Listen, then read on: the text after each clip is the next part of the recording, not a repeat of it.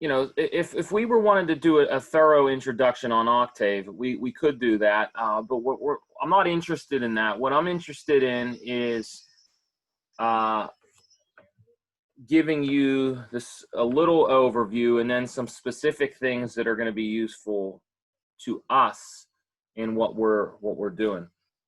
So if you don't have Octave on your computer right now, that's fine. But what I would encourage you to do, as I said a couple weeks before, is download it. And what we'll do is we'll show you how everything works. So what I want to do is the following. So please, if you're not seeing something that I'm talking about, you're going to have to let me know.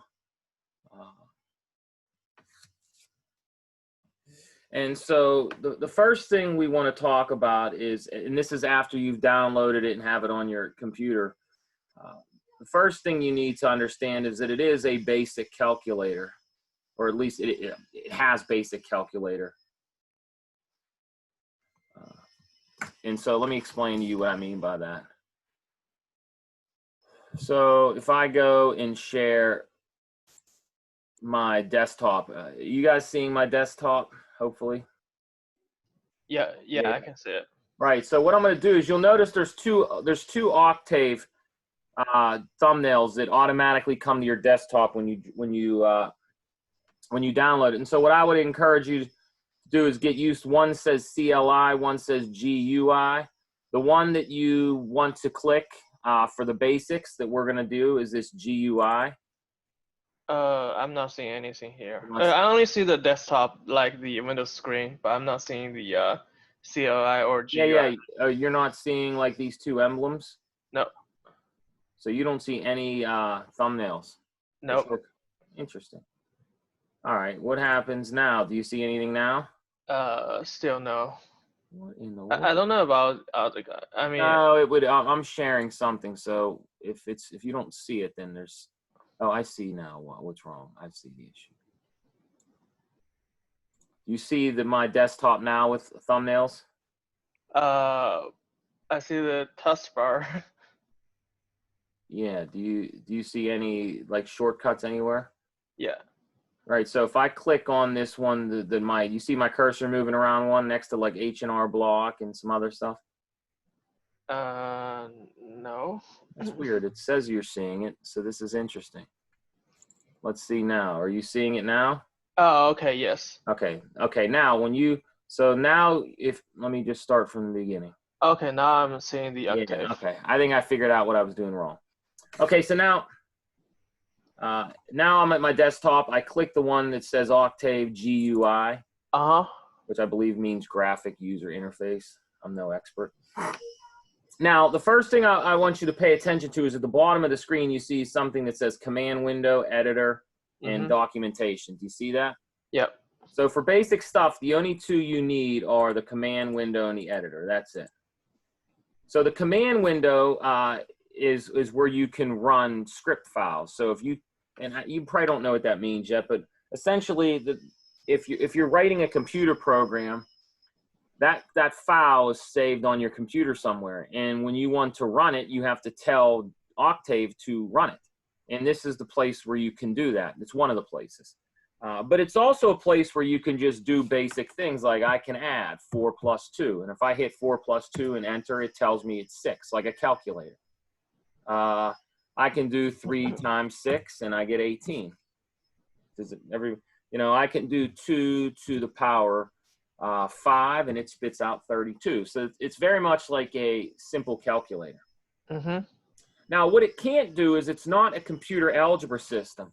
You know how if you go to Wolfram or even like some of those other software on the internet and web pages, you could say solve and then tell it to solve 3x plus 2 equals 5. So it's going to end up giving me an error, right? Because it doesn't know what that means because I don't have the symbolic package installed. Does that make sense? Yeah. It also won't take derivatives or integrate unless you have more sophisticated packages. So right now, if you're just looking at this screen, it is a very basic calculator. Now, one of the things that makes Octave very useful is it's programmed for math typey stuff. So it's programmed for, the fancy word is for computation stuff. So what that means is it wants to assume everything you give it is a vector. So for example, if I say x equals, and then I put a square bracket, 2, 5, 8, and then I close it, it knows right away that I've given it a vector. Mm-hmm. And then if I hit x and I put an apostrophe, it transposes that vector, if you know what that means. So transpose just means you're flipping the matrix, something matrix, like right? Or a vector. And you can also give it a matrix. So if I say A equals, and now let's say I do 1, 2, and then I'm going to put a semicolon, 3, 4. What it's going to do is write down the matrix 1, 2, 3, 4. Now, what's useful right now is Octave now associates the letter X and the letter A with these two mathematical entities. So, for example, if I type 3 times X, what's nice is watch what it does. It's going to take every element of X, which was 2, 5, and 8, and it's going to multiply them by 3.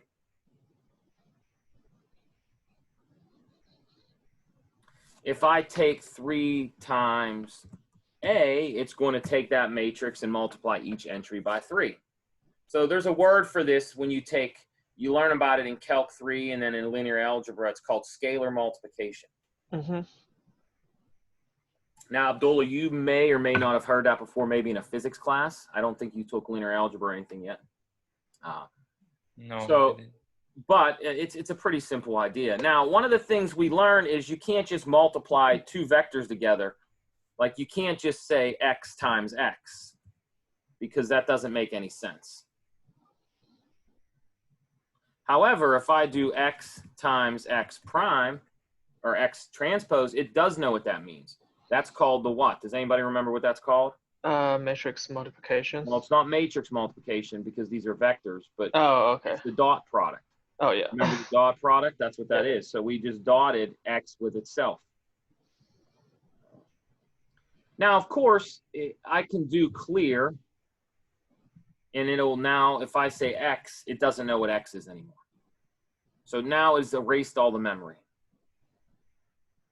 Now, maybe I should have went a little slower. If I say X equals 5, now it wants to associate X with 5. So if I do 3 times X plus 2, I should get 17 because X is equal to 5. Does that make sense? Mm-hmm.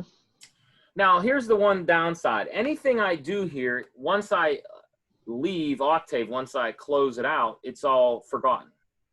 It's not stored. And it's also not efficient to do things.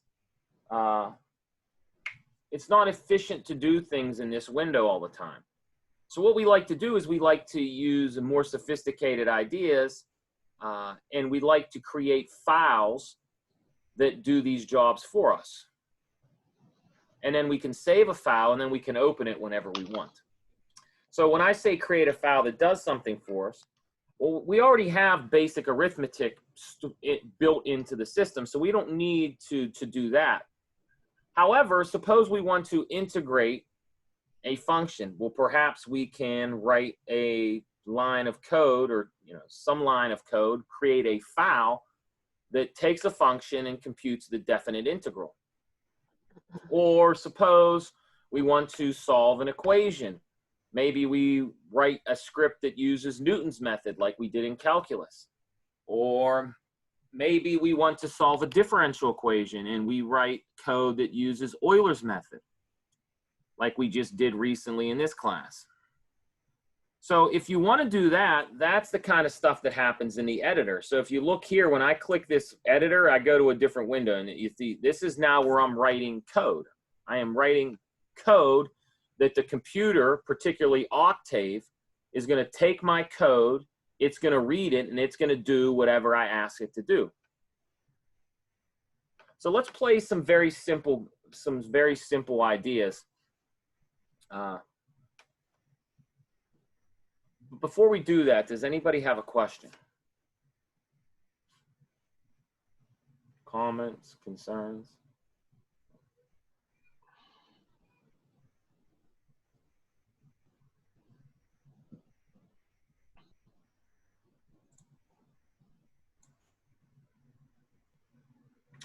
Okay, so couple things that you need to know before you do this.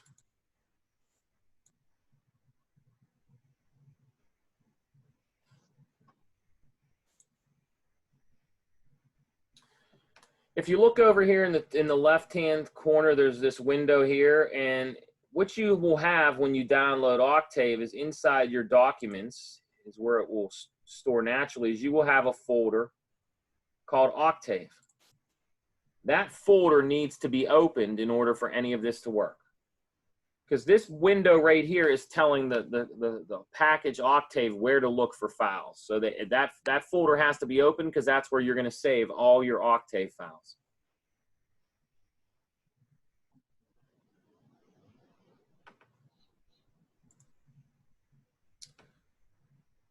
Okay, so let's do something very simple, and I'll show you how it works. So the first thing we're going to have to do is go to File and do New Script. So a script is sort of what is the fancy name we're going to give for our code that we're going to write.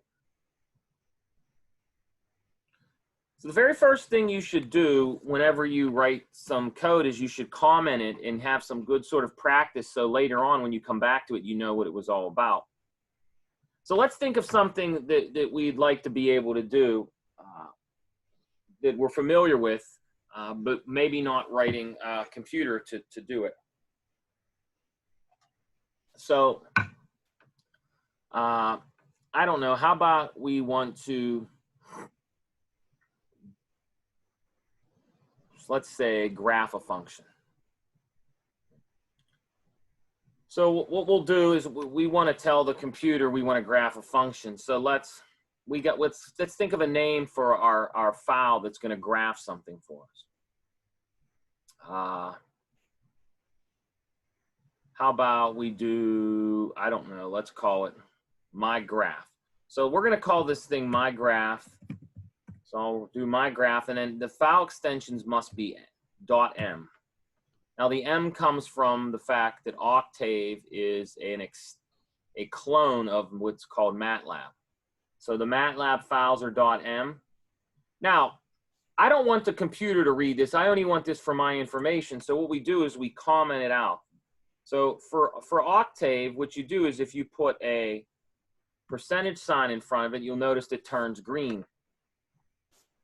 And what's going to happen is the computer doesn't read this. Only you read it, or whoever's reading this script can see this. And so then it's nice to tell the people what this is all about. So for instance, let's say the purpose of this file is to practice graphing functions. And then it's also sort of useful to give a date to it so you know when you started it. And you might even want to put that you're the author.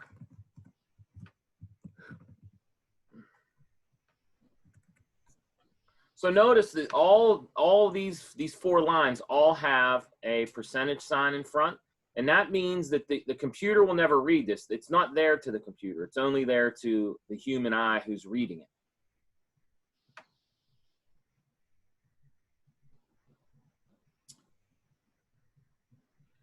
Okay, so there's lots of ways you can graph a function in Octave. Here's one of them. So let's think the simplest thing we did way back when we were kids, when we were plotting functions. What we did is we had an algebraic relationship. So let's do a very basic one. Let's graph y equals x squared.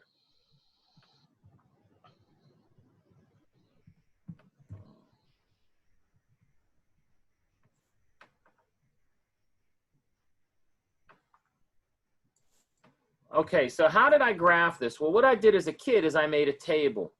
I made a column of, at least I did this, I don't know if you did. You made a column of x values, your inputs, and then you made a column of y values, And then you plotted those ordered pairs and you connected the dots. That's how you learned how to graph.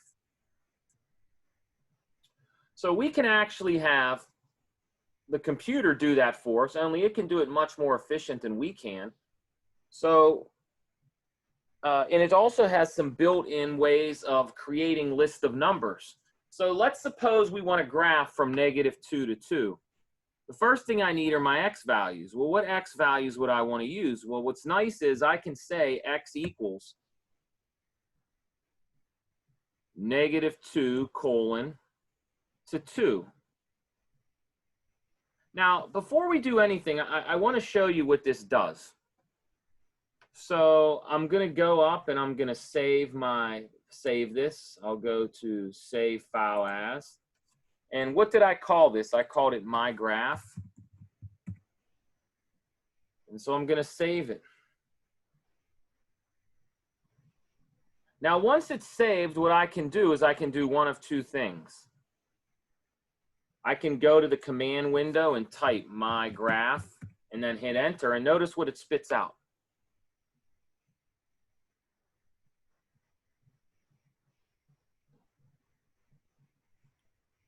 I said, let's go back to what I told it x is. I said x is -2 colon 1.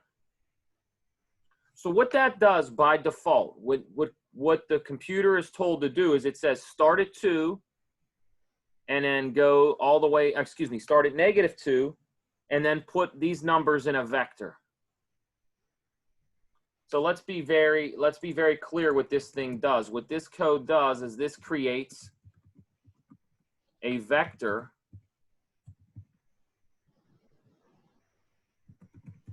whose elements are the domain.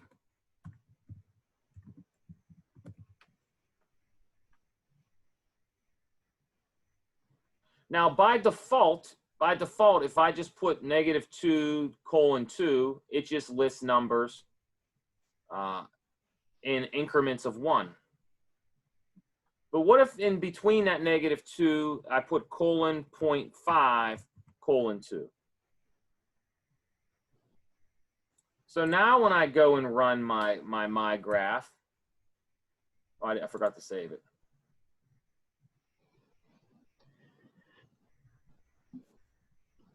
When I go and run it, watch what happens. Instead of giving me -2, 1, 0, 1, 2, it's going to go in increments of a half. So you see -2, 1.5, 1, -0.5.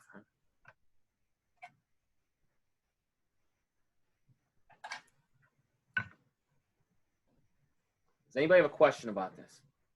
Can you go back to the script file again? Yes, right here. Yep. Oh, okay. So, and I can do any increment I want. The interior tells me the increment.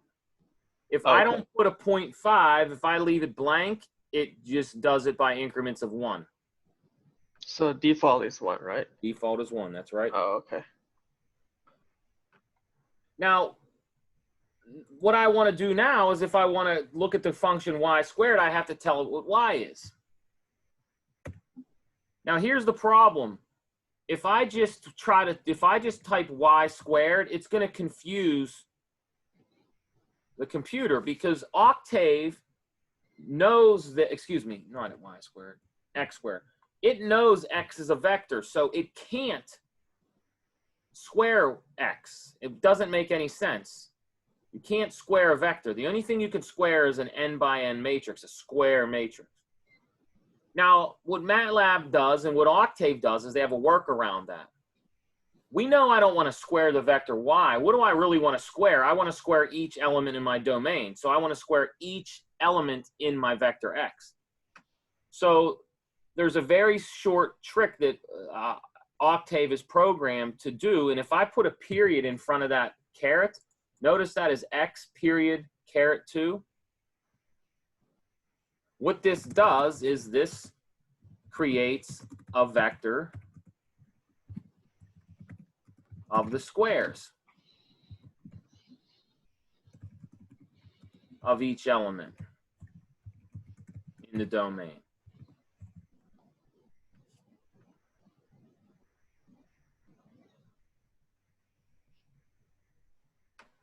So if we and by the way, here's a shortcut. You see this gear up here with the arrow in it, or the triangle? Mm-hmm. If you hit this, it will not only save the file, but it will run it.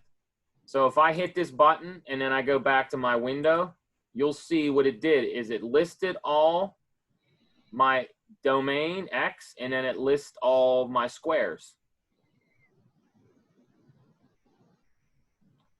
If you want to look at it a little cleaner, we can tell it to transpose it. We can say X equals X transpose, Y equals Y transpose.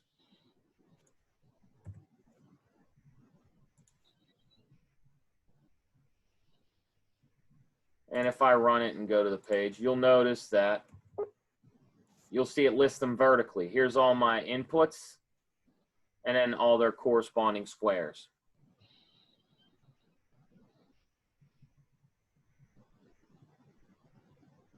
Now, what you might be thinking is this looks ugly, and it does. There's no reason for us to have the computer write out everything.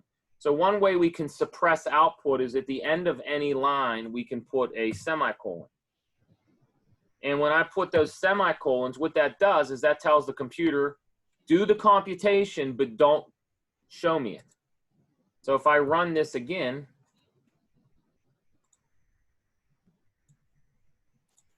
if I run it again, you'll notice this time it doesn't do all the X's and Y's, it just spits out their columns.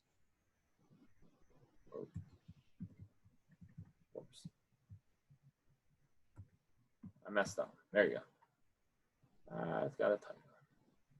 So you'll see there's -2, -1, and then the corresponding squares.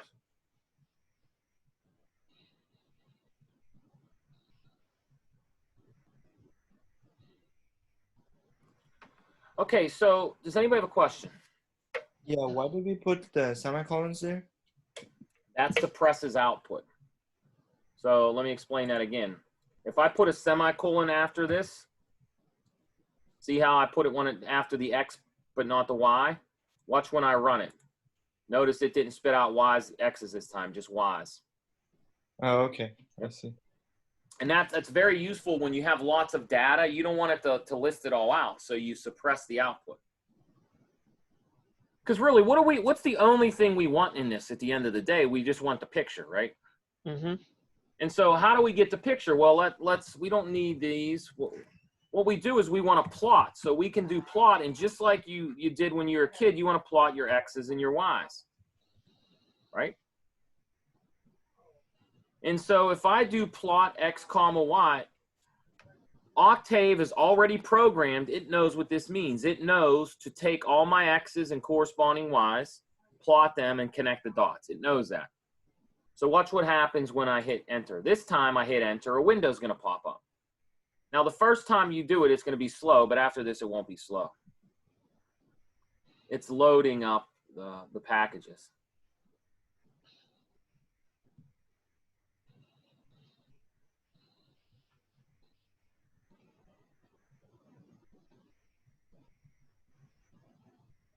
So takes a moment to get the plotter running, and then once we load it up the first time, it'll work fine the rest of the time. So you guys should see a graph, right? Does everybody see a graph? And it looks a little choppy too, right? Because I didn't use that many points in my domain. So all it's doing is, if you look at this, it's connecting all these points with a straight line. So that's why it looks ugly.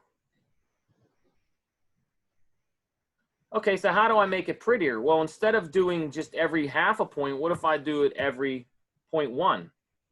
And then I run it, and what you're going to see is now I have a pretty graph. Looks like a parabola.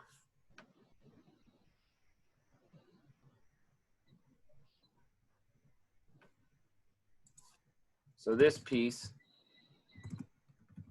creates the plot. Now, of course, you might say, why would I want to graph anything on Octave? It takes forever to do this, and it's not even that pretty. Well, right, Desmos will graph y equals x squared much quicker than this software or this particular script I wrote will. However, once you play around with this, you'll learn all the options that you can do with plot. Like you can make the line width, you can change the line width. So how do you do that? Well, you use this command.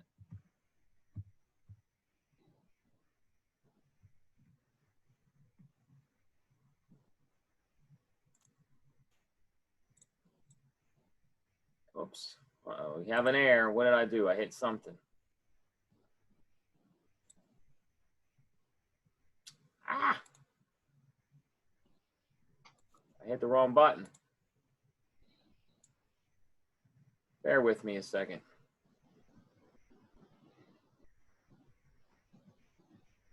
Hold on.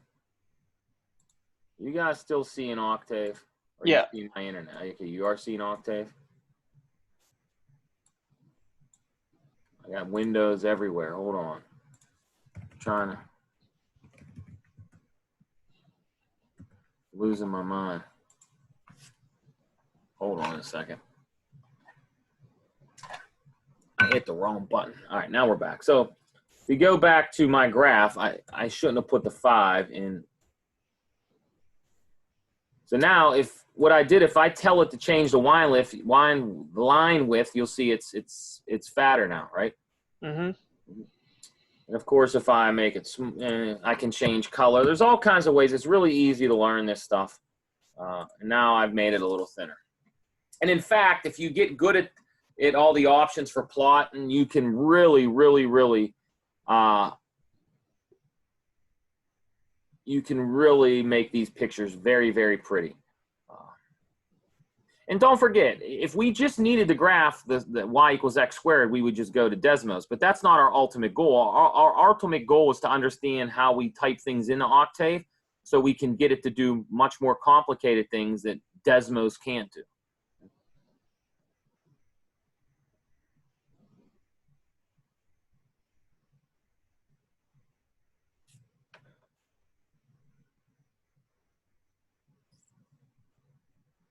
Does anybody have a question about this?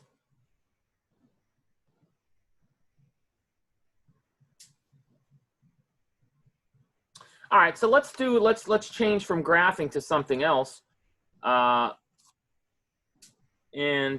we'll get you something again. We want to learn how to do some stuff. And by the way, this is not the only way to graph. There's other ways of doing it. I think this is the easiest one to learn. So I'm going to start a new file. And in this one, I want it to be able to add things. So I want to come up with a quick way of adding things. Like, in calculus, we had things like sequences and series. I want to come up with a quick way of doing that. So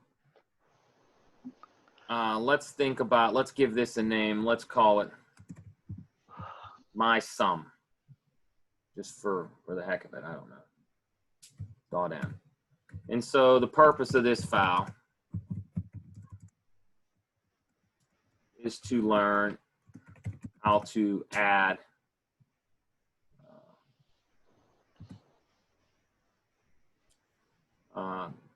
let's say different things. I don't know. I'm just coming off the top of my head.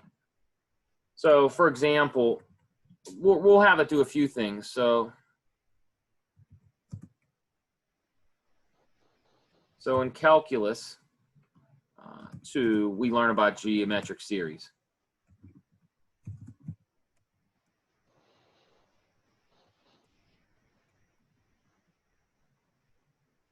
So for example, 1/2 plus 1/4 plus 1/8 plus ... We know this thing goes on forever and it's equals 1.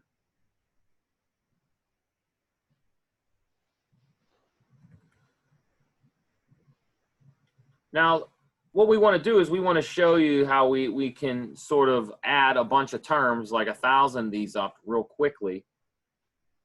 So we know that this is another way of writing this is this sum, this series. So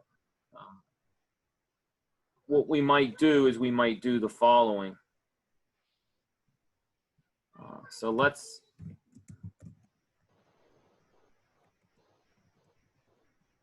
So let's see how we can approximate convergent series.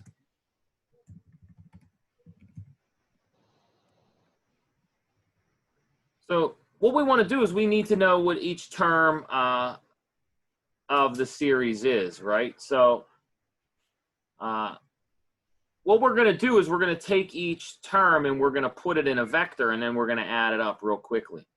So look at these terms in this particular one. You have 1/2, 1/4, 1/8. We know what these are. Each one of those is 1/2 to a particular power.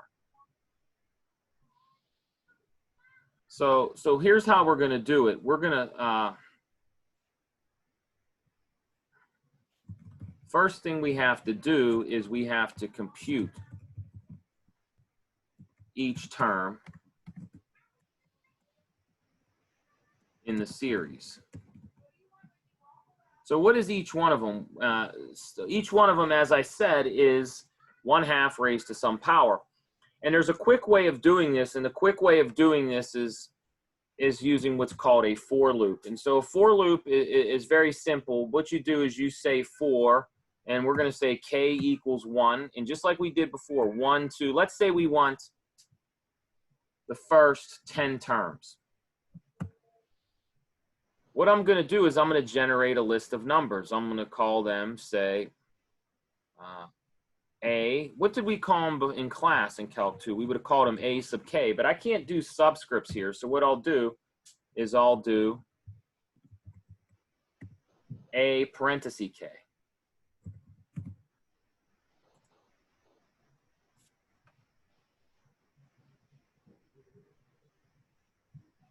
So what this is going to do is this is going to give me, before I do anything else, what this is going to do is this is going to give me the first 10 terms of the series. It's going to give me 1/2, 1/4, blah, blah, blah. So watch what happens if I go and save this.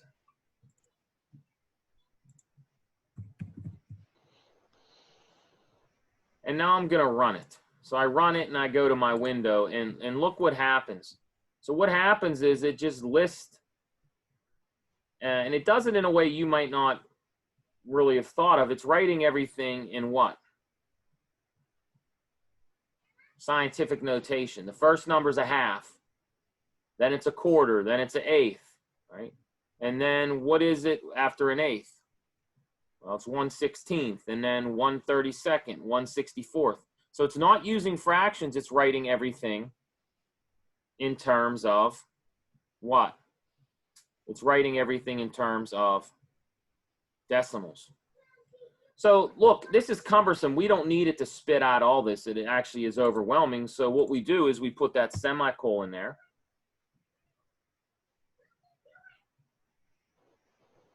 And here's a very cool thing about, here's a very nice thing about how Octave is designed and programmed. What it does is A sub 1 is a number, A sub 2 is a number, A sub 3 up to A10. And what it does is it automatically stores them in a vector. And it's automatically called A. So if I run this again, you'll see that it stores them in a vector. There's 1/2, 1/4, 1/8, 1/32, 1/64, etc. So by default, if you go back here, by default, by me telling A of 1 is blah, A of 2 is blah, etc., what it does is it automatically stores them in a vector and calls it A.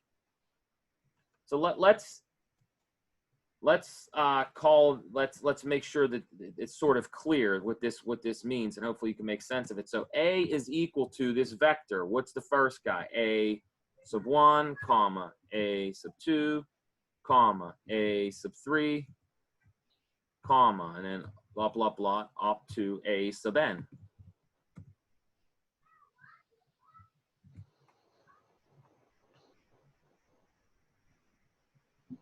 And now if I want to know what their sum is, all I have to do is I have to type sum A, and it does that. It adds them up. And so if I run it again and I go to my window, you'll see that when you add them all together, oh, why'd that do that? What happened? Yeah, perfect. When I add them all together, I get 0.999. which makes sense. What do we expect to get? We expect to get 1. So just doing the first 10 terms, I'm already at 0.999. Does anybody have a question about this? Now, how do you get good at this? It's a lot of trial and error.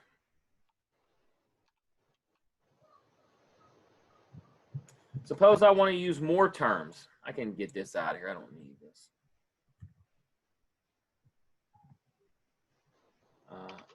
Instead of doing the first 10 terms, let's do the first 100 terms.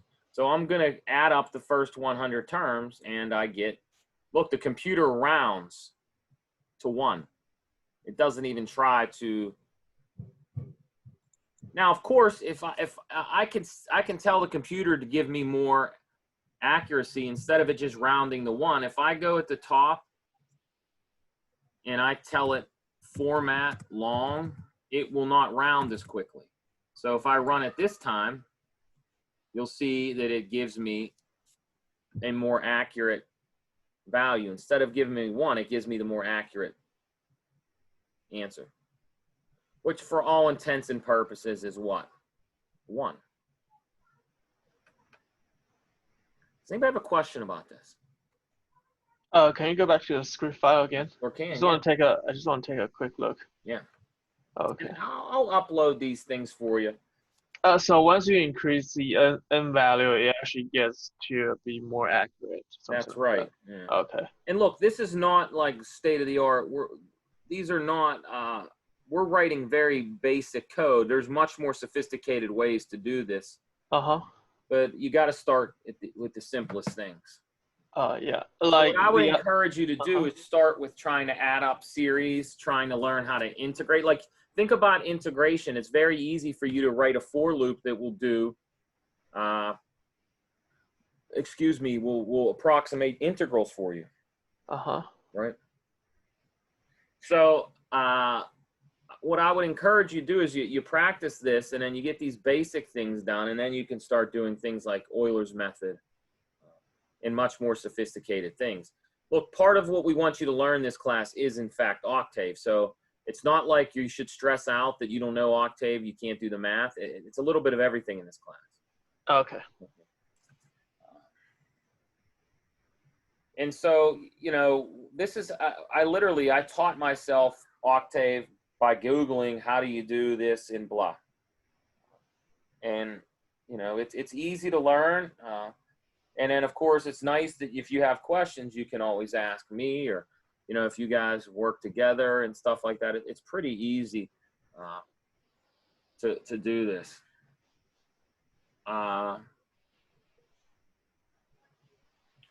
Let me show you something that's, if I go back to my graph thing that I could have mentioned. So notice how I said it automatically stores X and Y as vectors. So what if I put Y parenthesis 3? Well, let's do Y parenthesis 1. If I run it now with that, watch what it does. It spits out. Why do you see the number 4 there? Because it took the first entry in X and squared it to get 4. And that's the first entry of Y. So that's why it spit out 4. If I do Y of, say, 5, it's going to take the 5th entry of Y, which is the 5th entry of X squared, and it's going to tell me what it is. In this case, it's 2.56, which I'm not exactly sure which input that is. It's negative something squared.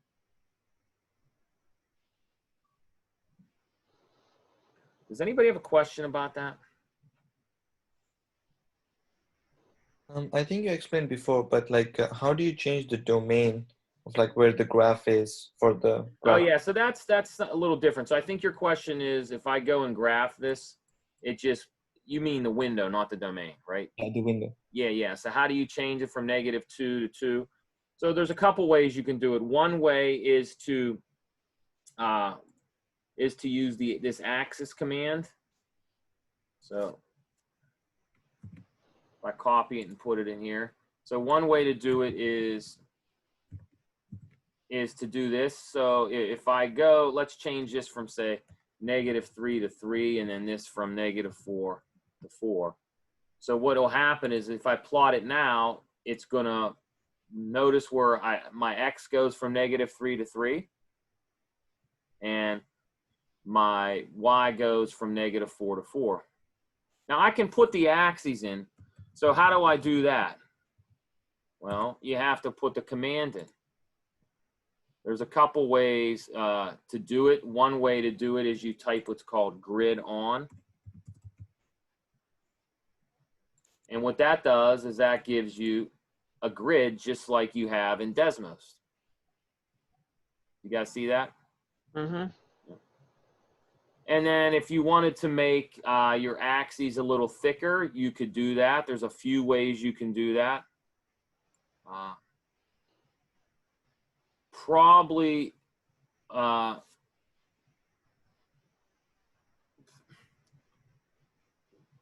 I'm trying to think of what I think is the best way of doing it. I don't want to overwhelm you too much.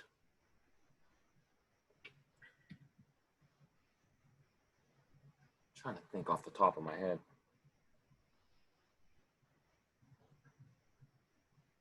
Let me see something. If I have, do I have anything up here that does it? No.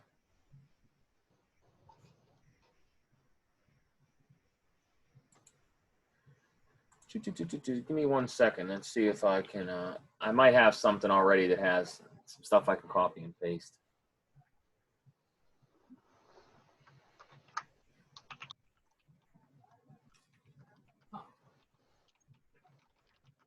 I don't have it on. Yeah. I don't. Just go. Hold on 1 second, guys.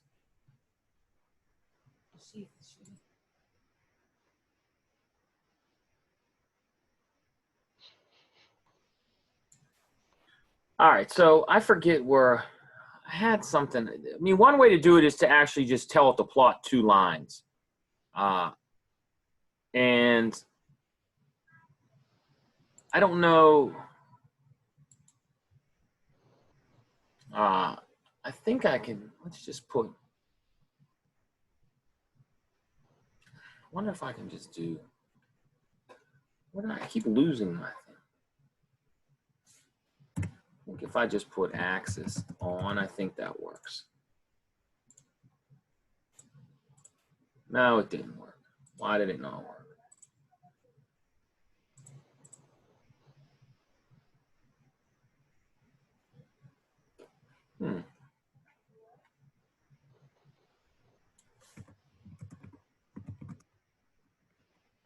Bear with me 1 second. I don't know why it's.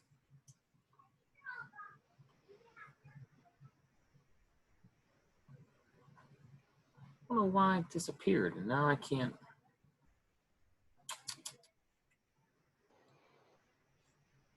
I'll figure it out, and then when I upload these scripts to Canvas, I'll put it in there for you. I don't remember off the top of my head, and for some reason, it's not.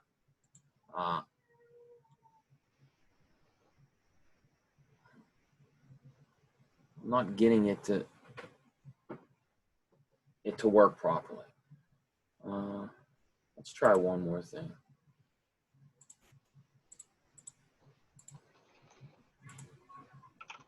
No, didn't work.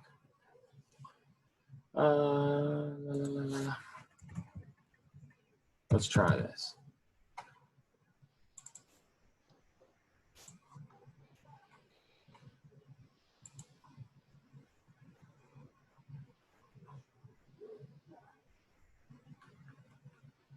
So if we go live, I think this will work. If not,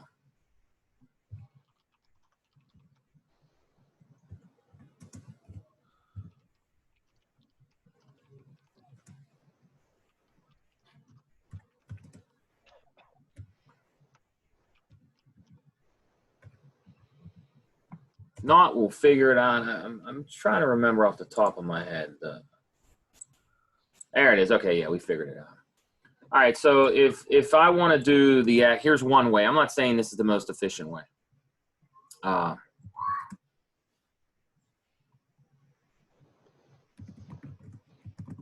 So if I want to draw the y-axis, what I do is I tell it I want to draw a line, and it goes from 0 to 0 in the x direction, and then it's going to go from -4 to 4 in the y direction. And then I can type the same thing, only I switch.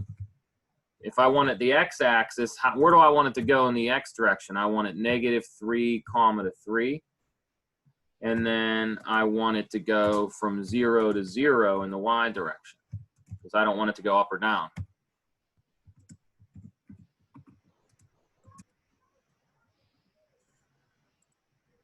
And so now when I draw that and I run it, you'll see, oops.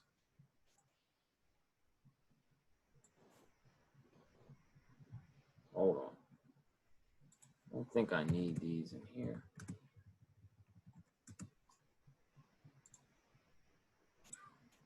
Uh-oh, we might have an error. Oh yeah, I forgot my parentheses.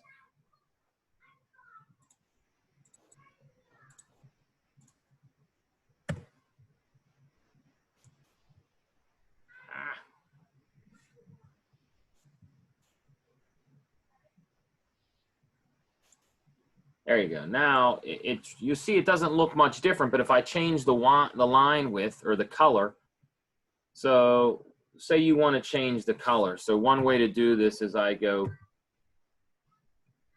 and type color, and then let's say we want it in black. So to get black, you use the letter K. And let's suppose we want it to be a little thicker, so we can do line width like we did before. And then let's say 3.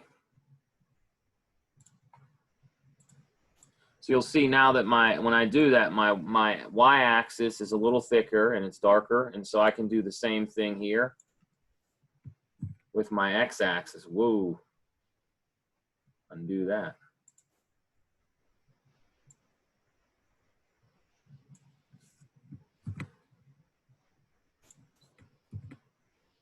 And so when I run the code, you'll see I've now got my axes in there. Does that make sense? Maybe. So this is one way of doing it.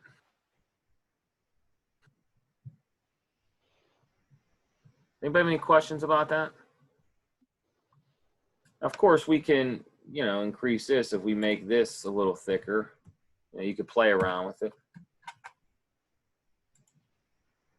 Now, what you'll learn the more you do this, if you play around with it, is there's ways to save lots of time. Instead of using specific numbers, what you can do is you can write these things, and you have one file and you use letters, like A, B, C, D type thing, and then you can just adjust them whatever you want depending on which function you have. Does anybody have a question about this?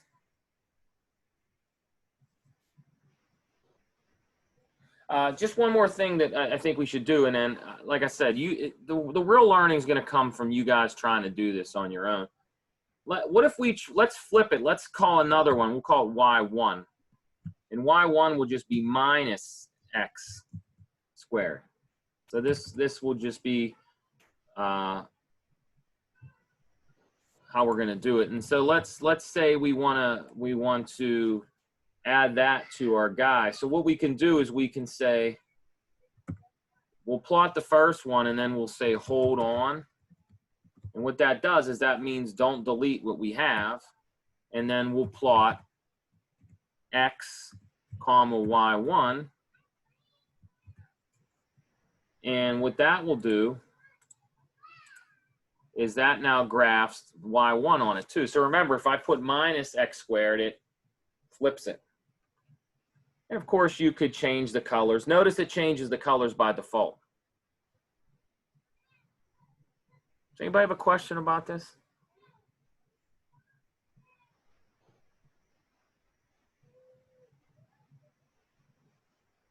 Comments, concerns? And so what you should do is you should take a file like this and practice graphing different functions and messing with the window.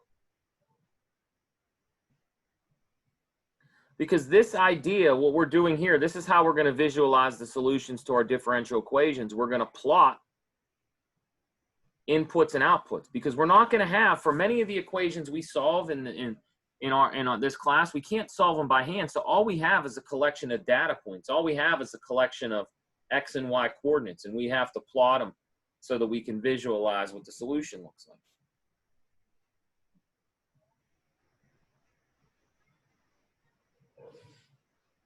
Does anybody have a question? Comments, concerned?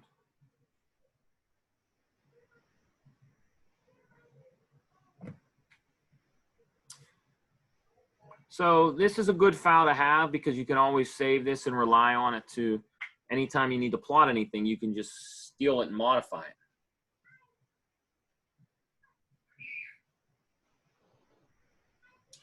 I also have, while you're on here, I forget what I called it. Is it this one? No.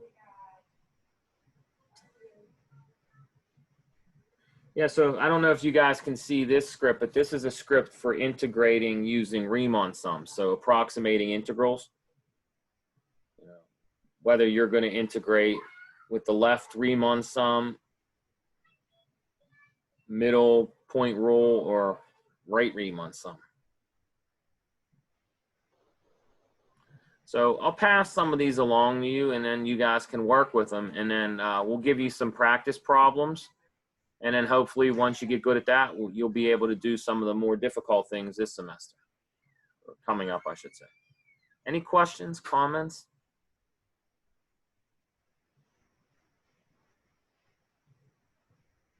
One of the things you'll see in this problem that was different than before is in this script, I should say. You'll notice in this script, this is how you define a function in Octave. You have to tell it, this is one way to do it. You have to say, okay, f's going to be a function. And what it means is, what this notation means here is it means the variable is t, and what are you going to do? This says you take the variable and you square it. So let me copy and paste this for a second. I want to show you something, how this works. So let me go to my window.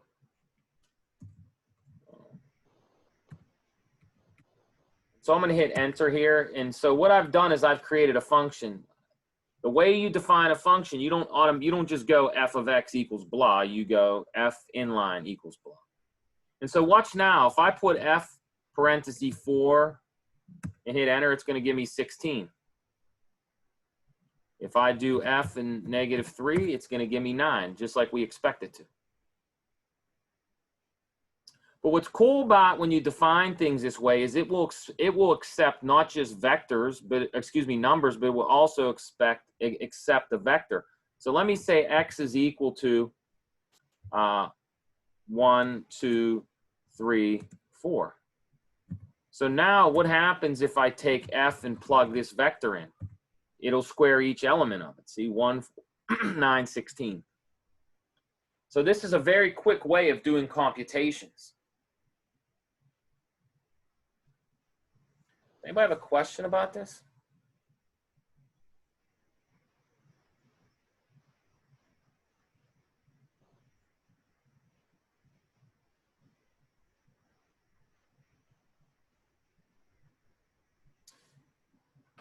Might actually even plot. What if we say plot?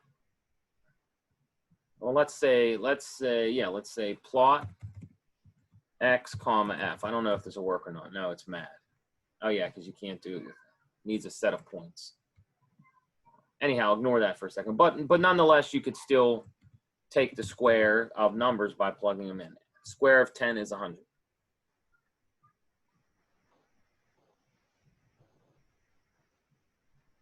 Any questions? Comments?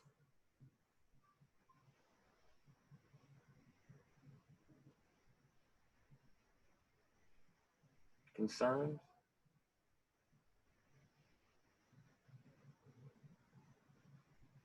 Going once, going twice. All right, so here's what I'll do. I'm going to give you some problems that are referenced to plotting. And then also maybe learning like basic for loops, like that we did with that summing the series. But I'll also give you some problems that combine multiple things. And then, of course, on Monday, we can talk about all of them. How does that sound? Okay. Yeah. I think it's probably going to be a better experience if you guys actually try to get the correct answer. And then if you can't, then we talk about it. Not the correct answer, but the correct result.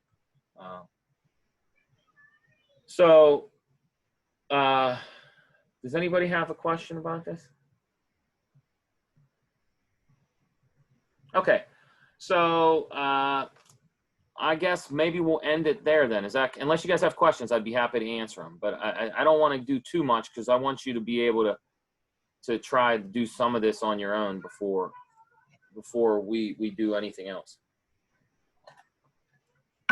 So again, the two key points that, and let me go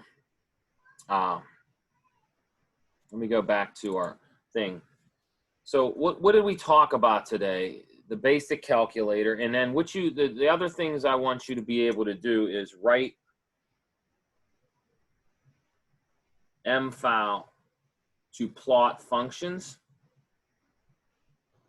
This is one of the things you need to be able to do. We showed you how to do that. And then the next thing we want you to be able to do is write mfile with for loops in them.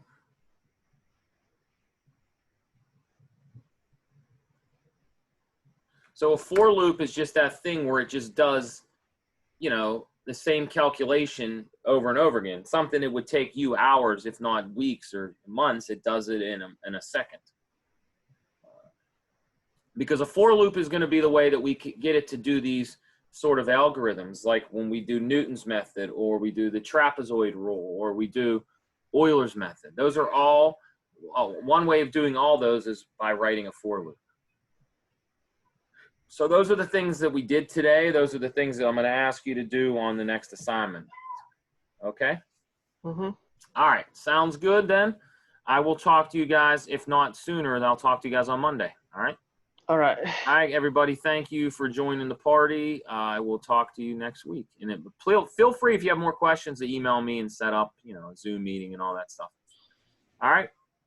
All right, guys. Take care. Thank you.